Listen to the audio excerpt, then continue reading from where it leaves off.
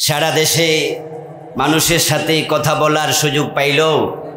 আমার প্রিয় চৌদ্দগ্রামের ভাইদের সাথে কথা থেকে জালেমরা 15টি বছর আমাকে কথা বলা থেকে বঞ্চিত রেখেছিল।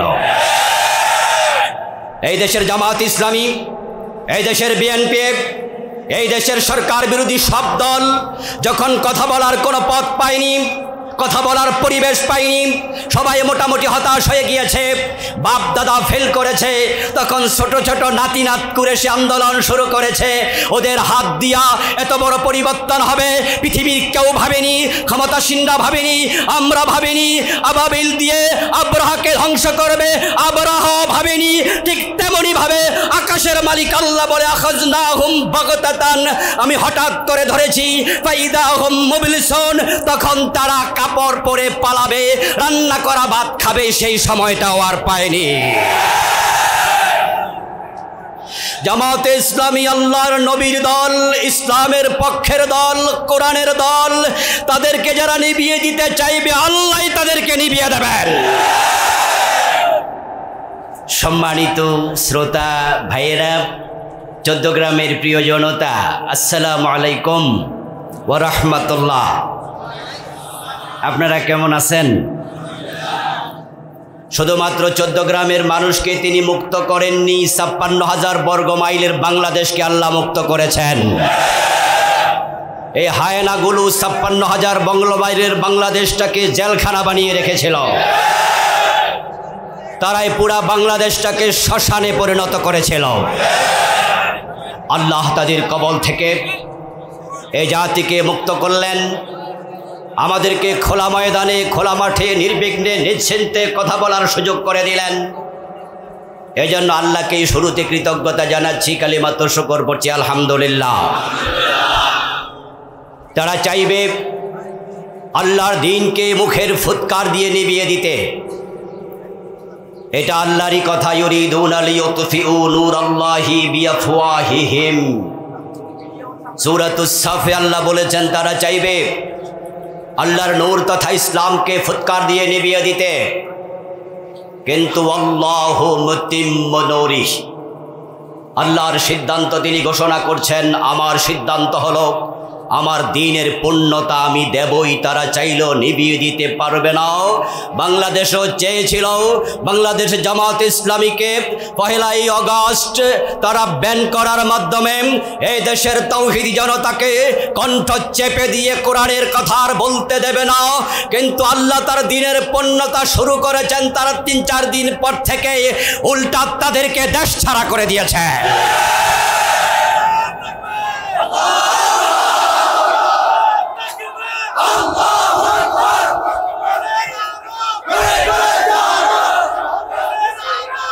আমার প্রিয় ভাইয়েরা, আল্লাহর সিদ্ধান্তের বাহিরে কিছুই হয় না। ফাআলুল লিমা ইউরিদ ইয়াফআলু মা ইয়াশা। আল্লাহ কোরআনে বলেন, তিনি যা চান তাই হয়, তিনি যা করতে চান তাই করেন। আল্লাহর সিদ্ধান্ত পরিবর্তন করার ক্ষমতা কারো নাই। আল্লাহ যাদেরকে সহযোগিতা করতে চান তাদেরকে রুদ্ধ করে দেবে এমন শক্তি পৃথিবীর কারো নাই। জুলাই এবং আগস্টের যে বিপ্লব সাধিত হয়েছে সেটা কোনো মানুষ করেনি, বরং মানুষেরা হতাশ হয়েছিল। আমরা ভেবেছিলাম আর মনে হয় কিছুই হবে না, এবং যারা ক্ষমতায় ছিল তারাও ঘোষণা করেছিল ভিশন 2041। আপনাদের মনে আছে 2041? ওরাও ভেবেছিল এর আগে কেউ কিচ্ছু করতে পারবে না, এবং তাদের এক বড় নেতা তো বলেছে কিসের আন্দোলন, এবছর না ওই বছর মানুষ বাসে কি টিটকারি। ভেবেছিল কিচ্ছু কেউ করতে পারবে না, কিন্তু আল্লাহ তাআলা যখন কিছু করতে চান তখন করতে 1 সেকেন্ডও লাগে না। আল্লাহ বলে উমলি লাহুম ইন্না কাইদি মাতিন। কোরআনে আল্লাহ বলেন আমি তাদেরকে ঢিল দেই, আমার কৌশল বড় শক্ত। ইন্না বাতশা রাব্বিকা লাশাদীদ, নিশ্চয় তোমার প্রভুর ধরা অত্যন্ত কঠিন। আল্লাহর ধরা যে শক্ত এবং কঠিন সেটা আমরা দেখেছি। লক্ষণ সেনের পরে 805 বছরে বাংলাদেশের ইতিহাসে কোন রাষ্ট্রপ্রধান পালিয়ে যায়নি। আল্লাহ তাদেরকে দেশ থেকে পালাতে বাধ্য করেছেন। আমার প্রিয় ভাইয়েরাম, এটা আল্লাহর কৌশল। এ কৃতিত্ব কার? আগস্ট বিপ্লব করেছেন কে? কোরআন মাজিদ আল্লাহ তাআলা এমন কিছু কথা বলেছেন, এই জন্যই তো কোরআনকে বলা হয় চির সতেজ একটি কিতাব। এটা কোনোদিন পুরাতন হবে না, পুরান হবে না। কোরআন চির যৌবনা। কিছু কিছু আয়াত পড়লে মনে হয় এই আয়াত বুঝি গতকাল নাজিল হলো, গত মাসে আসলো বুঝি। একটি আয়াত পড়ে আমি কোরআনের উপরে বিশ্বাস তো আগে ছিলই, আরো নতুন করে বিশ্বাস এনেছি। আল্লাহর সীমাহীন ক্ষমতার উপরে আবার নতুন করে ঘোষণা করেছি। আগস্ট বিপ্লবের পরে আমি লা ইলাহা ইল্লাল্লাহ কত হাজার বার নতুন করে পড়েছি, হিসাব আমি করিনি। একটি মাত্র কারণে বারবার পড়ছি, আল্লাহ আমাদের ক্ষমা করে দাও। আমরা হতাশ হয়ে গিয়েছিলাম, আমরা ভেবেছিলাম আর বুঝি কিচ্ছু হবে না। এই হতাশা ঠিক ছিল না। তুমি সব পারো, তোমার উপর আবার ঈমান আল্লাহ। আল্লাহ তাআলা বলছেন, ফালাম্মা নাসু মা যুক্কিরু বিহি ফাতাহনা আলাইহিম আবওয়াবা কুল্লি শাই। যখন তারা আমার দেয়া উপদেশগুলো ভুলে গেল, আমার দেয়া ক্ষমতা পাওয়ার পরে তারা আমার দেয়া উপদেশ ভুলে গেল, আমি তখন তাদের জন্য নেয়ামতের দরজা আবার খুলে দিলাম, আরো খুলে দিলাম। হাত্তা ইযা ফারিহু বিমা উতু, আমার নিয়ামত আবার পেয়ে তারা যখন অতি আনন্দে উদ্বেলিত হয়ে সীমালঙ্ঘন আরো বাড়িয়ে দিল। 28 অক্টোবর 2006 লগি বইটার উল্লাস দিয়ে বাংলাদেশ জামাতে ইসলামী ইসলামী ছাত্র শিবিরের মানুষকে পল্টনে খুন করে লাশের উপর নৃত্য করে তার 2 বছর পর সাজানো নির্বাচনের মাধ্যমে তারা ক্ষমতায় আসলো। ক্ষমতার প্রথম 5 বছরেই বাংলাদেশ জামাত ইসলামীর উপর স্টিম রোলার জুলমের চালালো, নির্যাতন চালালো, নিষ্পেষণ চালালো। এই সংগঠনটির উপর এত নির্যাতন চালিয়েছে যা পৃথিবীর ইতিহাসে বিরল। আমরা ভেবেছি এই 5 বছর যাক, একটা পরিবর্তন ইনশাআল্লাহ হবে, কিন্তু আমরা দেখলাম পরের 5 বছর আবারও তারা ক্ষমতায়। আল্লাহ বলেন, যখন তারা আমার দেয়া নির্দেশনা, আমি বলেছি তোমরা ইনসাফ কায়েম করো, আমি বলেছি ন্যায় বিচার করো। সূরা হজে আমি বলেছি, আল্লাযীনা মাক্কান্নাহুম ফিল আরদি আকামুস সালাহ ওয়া আতাউজ যাকাত ওয়া আমারু বিল মা'রুফ ওয়া নাহাউ আনিল মুনকার। যাদেরকে রাষ্ট্র ক্ষমতা দেব তাদের প্রতি আমি আল্লাহর নসিহা হলো তারা নামাজ কায়েম করবে, তারা যাকাত আদায় করবে, তারা সৎ কাজের আদেশ করবে, তারা অন্যায় বাধা দেবে। কিন্তু তাদেরকে ক্ষমতা দিলাম 2008-এ, 2013, 14, 15 তারা 5 বছর পর্যন্ত ক্ষমতায় টানতে থাকলো, তারা জুলম চালালো, অন্যায় করলো। আমি নিয়ামতের দরজা আবার খুলে দিলাম, দেখি কি করে। অমলি লাহুম, রশিতে ঢিল দিলাম। ফাতাহনা আলাইহিম আবওয়াবা কুল্লি শাই, নিয়ামতের দরজা আরো খুলে দিলাম। নিয়ামত পাওয়ার পরে তারা আরো জুলুম চালালো, বড় বড় নেতাদেরকে বিনা দোষে আমিরে জামাত মতিউর রহমান নিজামী রাহিমাহুল্লাহ সহ মীর কাসেম আলী, আলী হাসান মোহাম্মদ মুজাহিদ, আব্দুল কাদের মোল্লা রাহিমাহুল্লাহ সহ অসংখ্য নেতাকে একেবারে পৃথিবীর জঘন্য মিথ্যাচার কাঁধে চাপিয়ে তারা শহীদ করে দিল।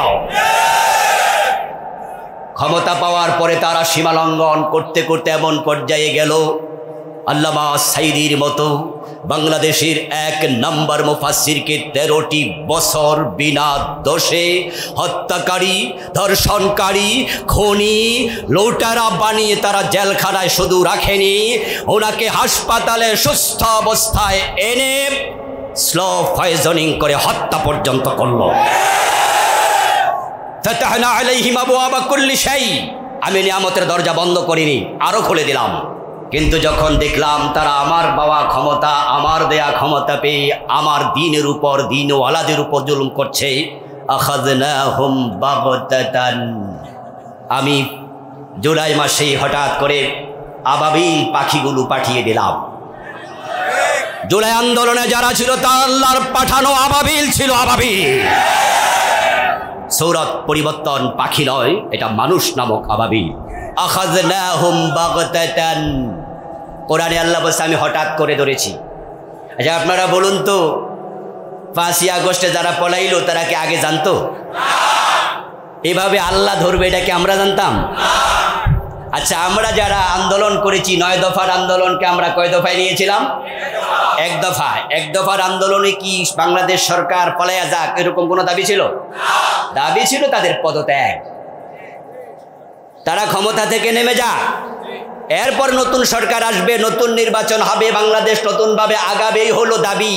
কিন্তু আল্লাহ তাআলার সিদ্ধান্ত না, সুযোগ অনেক দিয়েছি আর দেব না। ওয়াল্লাহু মুতিম্মু নূরি, আল্লাহ বলে আমার দ্বীনকে আমি পূর্ণাঙ্গ রূপে বাস্তবায়িত করব। তার সূচনা 5 তারিখে হয়েছে। আগামীর বাংলাদেশ হবে ইসলামের বাংলাদেশ ইনশাআল্লাহ।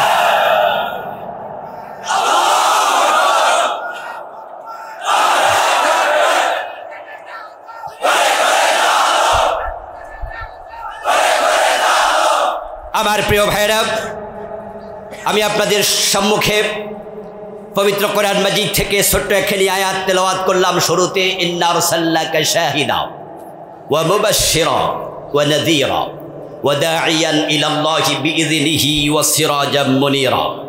হে প্রিয় নবী, আমি আপনাকে দায়ী বানিয়েছি, সিরাজুম মুনীর বানিয়েছি, শাহেদ বানিয়েছি, নাযীর বানিয়েছি, বাশীর বানিয়েছি। আজকের এই বারাকাপূর্ণ মজলিস প্রিয় নবী মুহাম্মদুর রাসূলুল্লাহ সাল্লাল্লাহু আলাইহি সাল্লামের সিরতের আলোচনার মজলিস। আমরা ওনাকে নিয়ে আলোচনা করতেই হবে, কারণ তিনি আমাদের একমাত্র মডেল, একমাত্র আদর্শ। তিনি ওয়াসওয়াব, তিনি কদওয়াব, তিনি নামুজাজ, তিনি ইমাম, তিনি সৈয়দ, তিনি একমাত্র লিডার। আমাদের শিক্ষা হলো, আমাদের ঘোষণা হলো, আমাদের দর্শন হলো নবী মুহাম্মদ ছাড়া কাউকে আমরা আদর্শ মানি না। আল্লাহ তাআলা বলেন লাকাদ কানা লাকুম ফি রাসূলিল্লাহি উসওয়াতুন হাসানা। প্রিয় নবীজিকে বলেছেন ইন্নাকা লাআলা খুলুকিন আযীম। যেহেতু প্রিয় নবী মুহাম্মদ সাল্লাল্লাহু আলাইহি ওয়াসাল্লাম আমাদের একমাত্র মডেল, আদর্শ, সুতরাং ওনার জীবনের মতো আমাদের জীবন গঠন করতে হবে। আমরা যদি দুনিয়ায় সফলতা চাই, আখিরাতে মুক্তি চাই, আল্লাহর নবীর অনুসরণের কোনো বিকল্প নাই। ক্বালা নবী সাল্লাল্লাহু আলাইহি ওয়াসাল্লাম মান আহাব্বা সুন্নতি ফাকাদ আহাব্বানি ওয়া মান আহাব্বানি কানা মাই ফিল জান্নাহ। আল্লাহর হাবিব সাল্লাল্লাহু আলাইহি ওয়াসাল্লাম বলছেন, যে ব্যক্তি আমাকে অনুসরণ করে, আমার সুন্নাহ ফলো করে, সে আমাকে ভালোবাসে। আমরা নবীকে ভালোবাসি না? সেটা কিভাবে বুঝাবেন? নামের আগে আশেকে রাসূল লিখে, নিজেকে সুন্নি মুসলিম দাবি করে। ভালোবাসার প্রমাণ মুখে নয়, ভালোবাসার প্রমাণ হলো কাজে। এজন্য আমাদের মা আমাদেরকে ভালোবাসে পৃথিবীর সব মানুষের মাঝে সবচেয়ে বেশি, কিন্তু মা কোনোদিন বলে না আমি তোমাকে ভালোবাসি, কিন্তু কাজে প্রমাণ করে, ঠিক না? তাই প্রিয় নবীকে ভালোবাসে এখন বাংলাদেশে অভাব নাই। নামের আগে আশেক রাসূল, মুখে দাড়ি নাই, নাম দিয়েছে সুন্নি, অথচ বিড়ি টানে।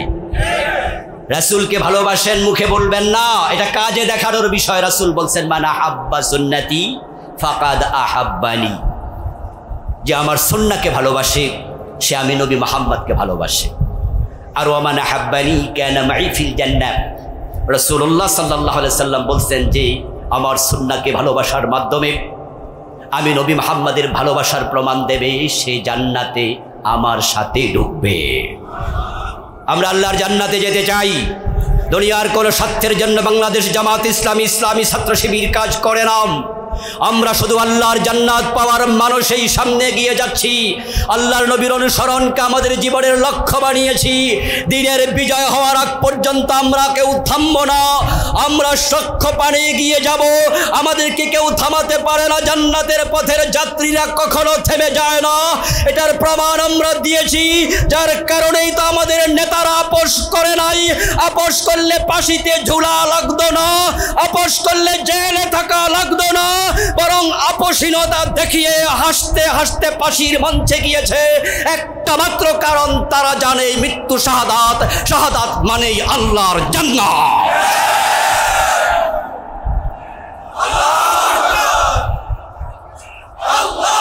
আমার প্রিয় ভাইরা, শাহাদাতের যে রশি, এই রশির এই পাশে দুনিয়া, ওই পাশে জান্নাত। যে জান্নাতের স্বপ্ন দেখে আমরা শাহাদাতের রশি পর্যন্ত ঘাড়ে বরণ করে নেই, আলহামদুলিল্লাহ। আমাদের নেতারা, বাংলাদেশ জামাত ইসলামীর যে নেতাদেরকে ফাঁসি দেওয়া হয়েছে, প্রত্যেকটি নেতা আমাদেরকে দেখিয়ে গেছে তারা আল্লাহর জান্নাতের পথে চলতে কতটা আপোষহীন ছিলেন, আল্লাহর জান্নাত পাওয়ার জন্য কতটা বেকুল ছিলেন। আপনারা জানেন যে ফাঁসি দেওয়ার আগে ওনাদের কাছে খালি কাগজ পাঠানো হয়েছিল যে আপনারা সরকারের কাছে, প্রেসিডেন্টের কাছে প্রাণ ভিক্ষা চান, মার্সি পিটিশন করুন। আমাদের নেতারা তাদের সাদা কাগজ ফিরিয়ে দিয়ে বলেছিলেন, প্রাণের মালিক আল্লাহ, যদি প্রাণ হেফাজতের কথা বলি আল্লাহর সাথে বলবো, তোমাদের সাথে বিষয়ে কোনো কথা হবে না। প্রাণ ভিক্ষা দুনিয়ার কারো কাছে চাওয়া আমরা জায়েজ মনে করি না। গোলাম আজম রাহেমাহুল্লাহকে প্রশ্ন করেছিল সাংবাদিক, আপনাকে অ্যারেস্ট করা হতে পারে, জেলে দেওয়া হতে পারে, ফাঁসিতে ঝুলানো হতে পারে, এ বিষয়ে আপনার মন্তব্য কি? অ্যারেস্ট হওয়ার আগে সাংবাদিককে তিনি বলেছিলেন, কোনো টেনশন নাই, ভয় নেই, কারণ আল্লাহ ছাড়া কাউকে ভয় পাওয়া আমি গোলাম আজম জায়েজ মনে করি না। এই সাক্ষাৎকার আপনাদের মনে আছে? এগুলো আমাদের জন্য পাথেয়, এগুলো আমাদের জন্য শিক্ষা। আমরা সেই পথের পথিক। বাংলাদেশ জামাত ইসলামী যতদিন পর্যন্ত তাদের কর্মী এবং নেতারাই আদর্শের উপর অটল অবিচল থাকবে, ততদিন পর্যন্ত আকাশ থেকে সাহায্য আসতে থাকবে, রহমত আসতে থাকবে। তারা কেউ আমাদেরকে আদর্শ থেকে চুল পরিমাণ সরাতে পারবে না। আমাদের শত শত নেতা নয়, হাজার হাজার নেতাকেও ফাঁসিতে ঝুলাতে পারবে, আমাদের একজন কর্মী থাকা পর্যন্ত মাথা তুলে দাঁড়িয়ে থাকবে। তাদের ফাঁসির রশি শেষ হবে, আমাদের গলা শেষ হবে না। আমরা প্রমাণ করেছি, রাস্তায় মিছিলে তাদের বুলেট শেষ হয়, আমাদের বুক শেষ হয় না।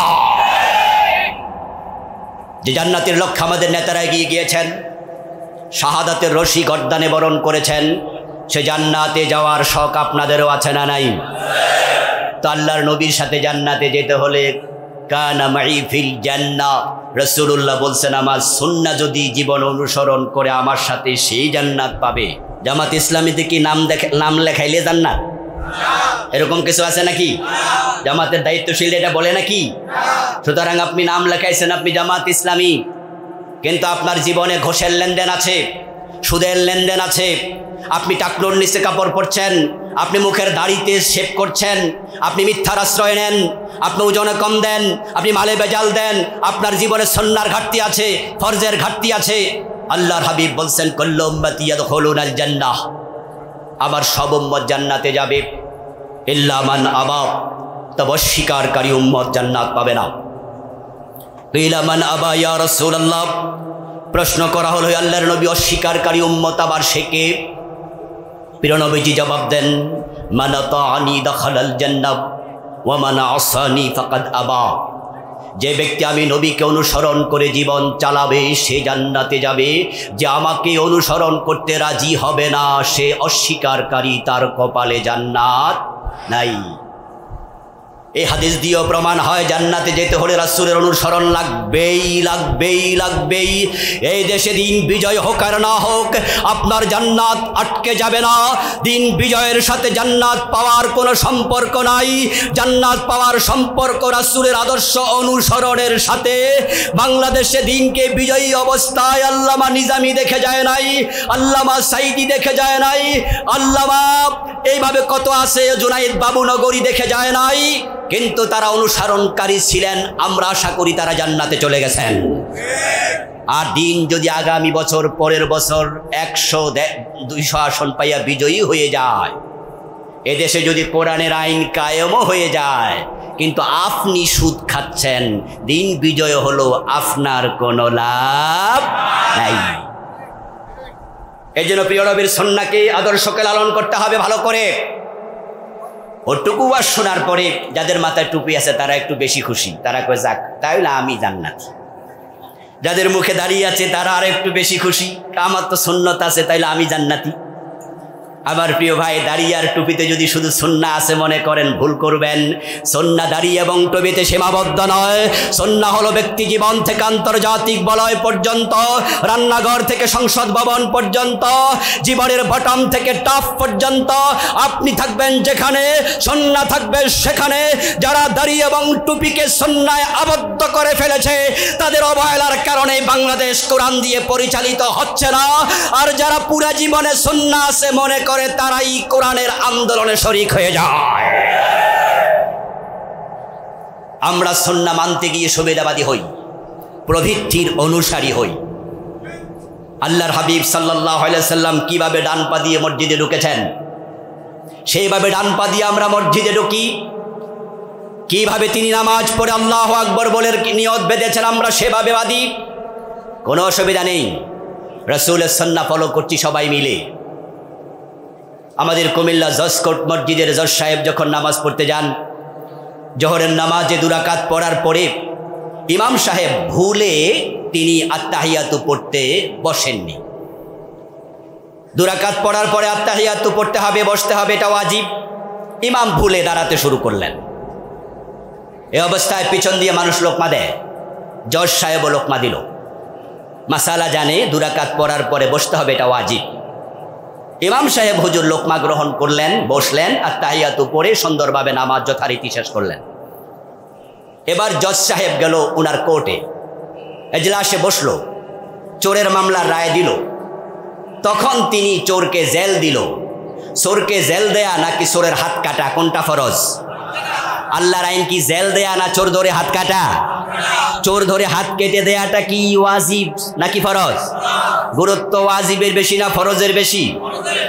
এখন এই জাজ 30 বছর চাকরি জীবনে আল্লাহর ফরজ বিধান একটাও আইনের পরিণত করেনি, একটার পক্ষেও রায় দেয়নি, অথচ উনি জোহরের নামাজে হুজুরে লোকমা দেয়। তাহলে ওয়াজিব বুঝলো, ফরজ বুঝলো না। আমাদের দেশে আমিন আসতে বলবে না, জোরে বলবে, তা নিয়ে ঝগড়া লেগে মসজিদ আলাদা হয়ে যায়। হাত নাভির নিচে হবে না, বুকের উপরে হবে, তা নিয়ে ঝগড়া শুরু হয়ে যায়। এগুলো সুন্নাহর মর্তবায়, এগুলোকে ফরজের জায়গায় নিয়ে ঝগড়া করে মসজিদ ভিন্ন বানাচ্ছে। কিন্তু আল্লাহর জমিন 53টা বছর কোরআন দিয়ে চলছে না, তা নিয়ে সে আলেমদের মাথা ব্যথা নাই। ওই আলেমরা, ওই পীরেরা, ওই নামাজিরা আল্লাহর আদালতের আসামি হয়ে দাঁড়ানো লাগবে। আফাতুমিনুনা বিবাদিল কিতাব ওয়া তাকফুরুনা বিবাদ। আল্লাহ বলছে, তোমরা কি কিতাবের কোরআনের কিছু মানবা আর কিছু কি বাদ দিবা? আপনি নামাজে মানলেন ইসলাম, রোজায় মানলেন ইসলাম, আদালতে ইসলাম মানলেন না, গণভবনে মানলেন না, সংসদ ভবনে মানলেন না, মন্ত্রণালয়ে মানলেন না, টিউনি অফিসে, ডিসি অফিস, এসপি অফিস, কোথাও মানলেন না, অর্থনীতিতে মানলেন না, সমাজনীতিতে মানলেন না, শিক্ষানীতিতে মানলেন না, আইনের জায়গায় মানলেন না, মসজিদ আর মক্তবে ইসলাম মানলেন। ইসলাম কি আংশিক ধর্ম না পূর্ণাঙ্গ ধর্ম? তো বাকিটার জন্য আল্লাহর কাছে কি জবাব দিতে হবে না? এই দর্শন জামাত ইসলামী শিখাচ্ছে। আল্লাহর বক্তব্য হলো ফিসসিলমে কাফা, ইসলামে পরিপূর্ণ ঢোকো। আমাদের আহ্বানে আপনারা বিরক্ত হননি, আমাদের আহ্বানে নামাজি লোকেরা বিরক্ত হয়নি, তারা হয়তো আমাদের দলে আসেনি, কেউ কত এসেছেনি আলহামদুলিল্লাহ, কিছু লোক পাশ কেটিয়ে চলে যায়, কিন্তু বিরক্ত হয় না। বিরক্ত হয় তারা যারা জানে যদি আল্লাহর দিন কায়েম হয়ে যায় তাদের সুদী ব্যাংক বন্ধ হয়ে যাবে, সিনেমা হল বন্ধ হয়ে যাবে, মদের ব্যবসা বন্ধ হয়ে যাবে। পূর্ণাঙ্গ ইসলামের দাওয়াতের কথা শুনলে তাদের কলিজায় কাঁপুনি তৈরি হয়, তারাই আমাদেরকে যুদ্ধপরাধী বলে মামলা দিয়ে জেলে ঢুকিয়ে দেয়।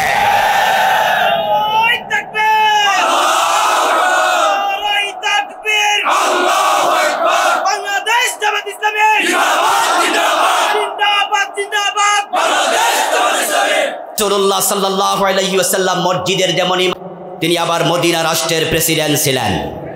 এতে বোঝা যায় মসজিদের ইমামতি করার জন্য আবার রাষ্ট্রপ্রধান হয়ে দেশ চালানো সেটাও একটি সুন্নাহ। কিন্তু আমরা সুবিধাবাদী হয়ে গেলাম, কারণ আমরা ভাবি ইমামতি করলে কেউ খারাপ বলে না, সালাম দেয়। আর যখন রাজনীতির নেতা হয়ে দেশ চালানোর কথা বলবে, আমাদের ডক্টর সৈয়দ আব্দুল্লাহ মোহাম্মদ তাহের, যার আলোচনা শোনার জন্য আমরা এসেছি, উনি কথা বলবেন, ওনার কথায় আমরা শুনব। উনিও বিগত 15টি বছর নিজের গ্রামেও আসতে পারেন নাই। চট্টগ্রামে আমরা এমন একজন নেতা পেয়েছি যাকে শুধু এমপি নয়, ইনশাআল্লাহ আমরা মন্ত্রী হিসাবে পেয়ে যাব, এটা অ্যাডভান্টেজ। আচ্ছা, তাহের বাইরে এলাকায় এটা আমাদের জন্য বিশেষ প্রাপ্তি।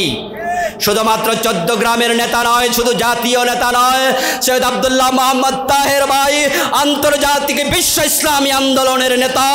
আগামী নির্বাচনকে সামনে রেখে দলমত ভুলে গিয়ে সবাই এক কাতারে এসে বাংলার জমিনে কোরআন বিজয়ের জন্য কাজ করতে রাজি আছেন না নাই? ওনার বিরুদ্ধে কোনো চাঁদাবাজির অভিযোগ আছে? উনিও এমপি ছিলেন 5 বছর, কোনো চাঁদাবাজির অভিযোগ আছে? আমাদের নেতাদের সবার ব্যাপারে একই প্রশ্ন, আমাদের কর্মীদের ব্যাপারে থানা আমির, জেলা আমির, দায়িত্বশীলদের ব্যাপারে এলাকায় গিয়ে খোঁজ নেবেন। এলাকার কোনো দোকানদার বলবে না বাকি খেয়ে টাকা দেয় নাই, এলাকার কেউ দাবি করবে না আমার জমি দখল করেছে, এলাকার কেউ বলবে না যে আমার কাছে চাঁদা চেয়েছে, বরং সবাই বলবে মানুষ হিসাবে তারাই ভালো। এরপরও তাদেরকে কেন জঙ্গির মামলা দেয়, যুদ্ধাপরাধী বানায়? একটাই মাত্র কারণ, তারা জানে ইসলাম কায়েম হলে তাদের অবৈধ সব দাবি দেওয়া, অবৈধ সব ইনকামের রাস্তা বন্ধ হয়ে যাবে।